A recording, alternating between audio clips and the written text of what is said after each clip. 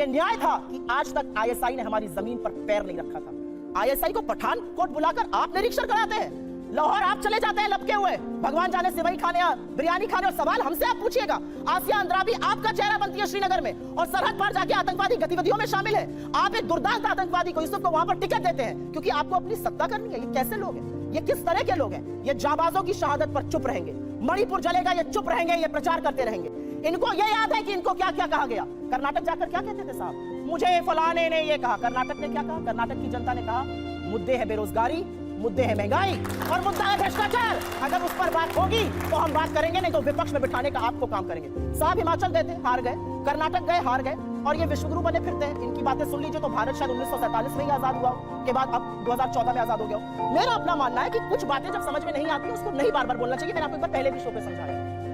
हम मैन्युफैक्चरिंग कर रहे हैं मोबाइल की, जी नहीं, हम मोबाइल फोन की असेंबली कर रहे हैं। हमारा जो इंपोर्ट का बिल बढ़ा है वो इसलिए बढ़ा है क्योंकि हम उतना पार्ट असेंबल कर रहे हैं, वैल्यू एडिशन नेगेटिव है।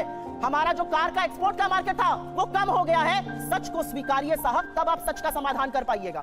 बेरोजगारी नहीं है, महंगाई नहीं है, अडानी ने कोई महाघोटाला किया ही नहीं है, चीन है ही नहीं। जब आप आंखों पर पट्टी बांधकर शासन चलाइएगा तो देश का वो हाल होगा जो हो रहा है। मैं तो एक महिला होने के नाते एक ही सवाल पूछना चाहती हूँ कि हाथरस की गुड़िया को आप 2:30 बजे चलवाएंगे, दोषी रेप में आपके विधायक पाए जाएंगे, आपके सांसद के ऊपर यौन शोषण का आरोप है, आपके विधायक का बेटा एक लड़की के कत्ल का मुलजिम पाया जाता है। आप अब महिलाओं की बात कब करिएगा? बेटी बचाओ बेटी पढ़ाओ का नारा देने वालों से यह सवाल मेरा है कि साक्षी मलिक और विनेश फोगट से आप कब मिलने जाइएगा, उसका जवाब दीजिए। पहली बात तो व्हाट्सएप यूनिवर्सिटी का कमाल देखिए साहब, असेंबली होती है, वैल्यू एडिशन निगेटिव हो जाता है। अरे भैया ऐसा कहीं होता है? अगर कहीं पर कोई आपको असेंबल करने को देता है तो अपना प्रोडक्ट देते हैं तो आप उसमें सर्विस चार्ज लेकर ही बेचेंगे। $1 बिलियन का हम लोगों ने एप्पल के फोन एक्सपोर्ट किए हैं असेंबल करके ही। 25% आईफोन 14 भारत में बने हैं। इसे कहते हैं WhatsApp university, Rahul Gandhi university, आप जो भी समझ लीजिए।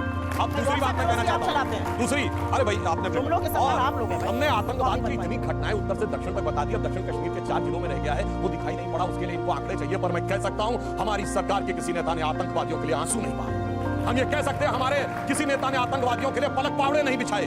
संसद भवन पे हमला हुआ, जिन जाबाजों ने अपनी जान दे दी, उन्होंने, उनके परिवारों ने मेडल लौटा दिए। चूंकि अफजल गुरु को 7 साल तक सर्वोच्च न्यायालय से निर्णय होने के बाद फांसी नहीं दी रही थी, परंतु सोनिया जी की आंख में आंसू नहीं आए। बटाला हाउस के एनकाउंटर के आरोपियों के लिए आंसू।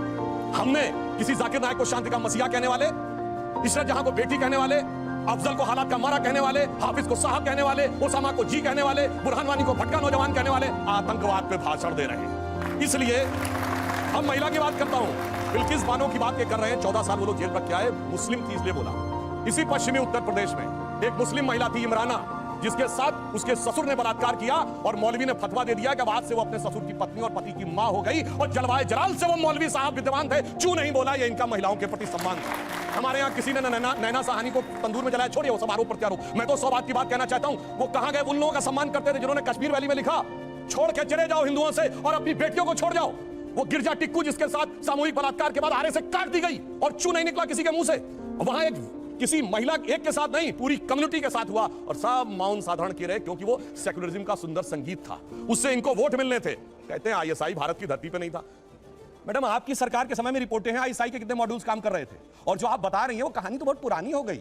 उसके बाद तो जो ठुकाई हुई कहां, उरी में, जो कुछ हुआ बालाकोट में, उसके बाद इमरान खान है प्राइम मिनिस्टर ऑफ पाकिस्तान बोले पाकिस्तान की नेशनल असेंबली में, जो हिंदुस्तान ने किया है बालाकोट में उससे ज्यादा कुछ खौफनाक ये लोग करना चाह रहे हैं।